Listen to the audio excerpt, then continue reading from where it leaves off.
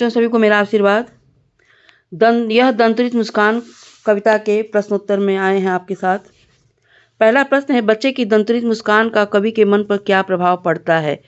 तो कवि बच्चे के नए नए निकले हुए दांतों की मधुर मुस्कान पर मोहित होता है। उसे लगता है कि यह मुस्कान मुर्दे जैसे व्यक्ति में भी जान डाल देगी, उसमें भी प्राणों का संचार हो जाएगा और इस सुंदरता को देख करके कठोर से कठोर व्यक्ति का हृदय भी पिघल जाएगा।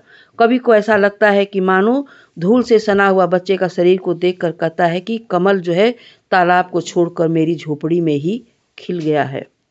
प्रश्न दूसरा है, बच्चे की मुस्कान और एक बड़े व्यक्ति की मुस्कान में क्या अंतर होता है। तो बच्चे की मुस्कान में निश्चलता, मासूमियत होती है, वो छल रहित होती है, उसके मन में किसी प्रकार की दुर्भावना नहीं होती। उसकी मुस्कुराहट में प्रसन्नता और बिल्कुल आकर्षण होता है, जबकि बड़े व्यक्ति की मुस्कान में चालाकी होती, स्वार्थ होता, किसी के प्रति दुर्भावना भी हो सकती है और समय के हिसाब से भी कोई कोई हंसी होती है। प्रश्न 3 है, कवि ने बच्चे के मुस्कान को सौंदर्य को किन किन बिंबों के माध्यम से व्यक्त किया है।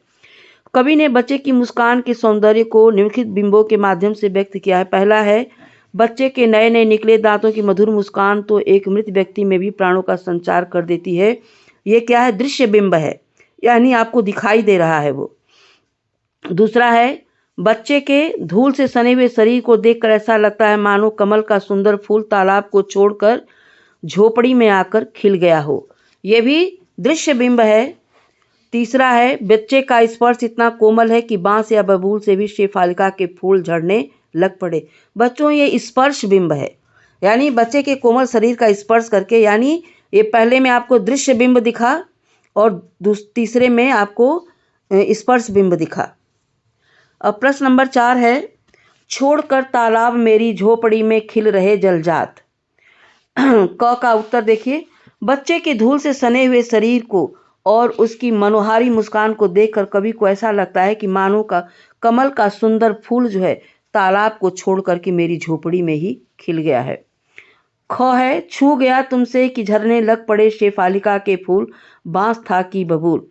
कवि यहाँ पे नए नए निकले हुए दांतों वाले बच्चों की मधुर मुस्कान को देखकर कहता है कि जिस बांस या बबूल में कभी फूल नहीं खिलते हों, यदि कोमल बच्चा स्पर्श कर दे तो शायद उससे भी शेफालिका के फूल झड़ने लग पड़े। यानी बच्चे की मनोहारी मुस्कान को देखकर बांस बबूल जैसा कठोर व्यक्ति से भी शेफालिका यानी हर श्रृंगार के फूल झड़ने लग पड़ सकते हैं, क्योंकि उनकी मुस्कान बहुत मनोहारी होती है। प्रश्न नंबर 5, मुस्कान और क्रोध भिन्न भिन्न भाव हैं, इनकी उपस्थिति से बने वातावरण की भिन्नता का चित्रण कीजिए।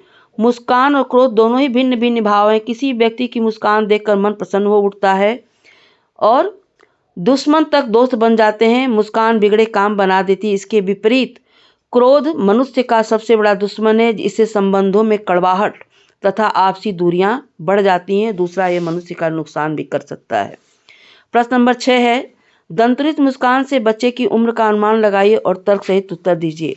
तो दंतरित मुस्कान में बच्चे की उम्र के विषय में यह कह सकते हैं कि बच्चे की उम्र जो है वो 7-8 महीने से लेकर के ये साल या 1.5 साल तक का बच्चा हो सकता है, क्योंकि इसी उम्र में ही बच्चों के दांत निकलते हैं और इनकी हंसी बिल्कुल निश्चल होती है, दंतरित होती है। 7वां, बच्चे से कवि की मुलाकात का जो शब्द चित्र उपस्थित हुआ है उसे अपने शब्दों में लिखिए।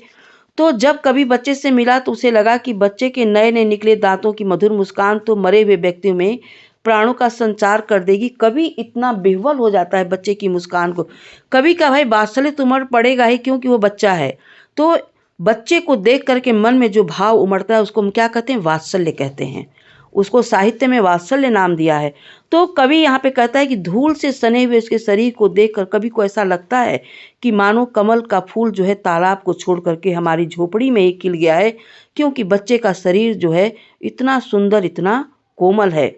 और बच्चे के कोमल शरीर का स्पर्श पा करके तो ऐसा लगता है कि बबूल और बांस जैसे कठोर व्यक्ति भी, वो उनसे भी शेफालिका के फूल झड़ने लग पड़ेंगे।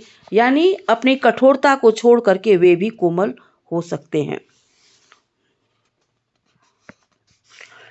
आगे है, आप जब भी किसी बच्चे से पहली बार मिलें तो उसके हाव भाव व्यवहार आदि को सूक्ष्मता से देखिए और उस अनुभव को कविता अनुच्छेद के रूप में। बच्चों आप ये तो स्वयं ही करना होगा आपको।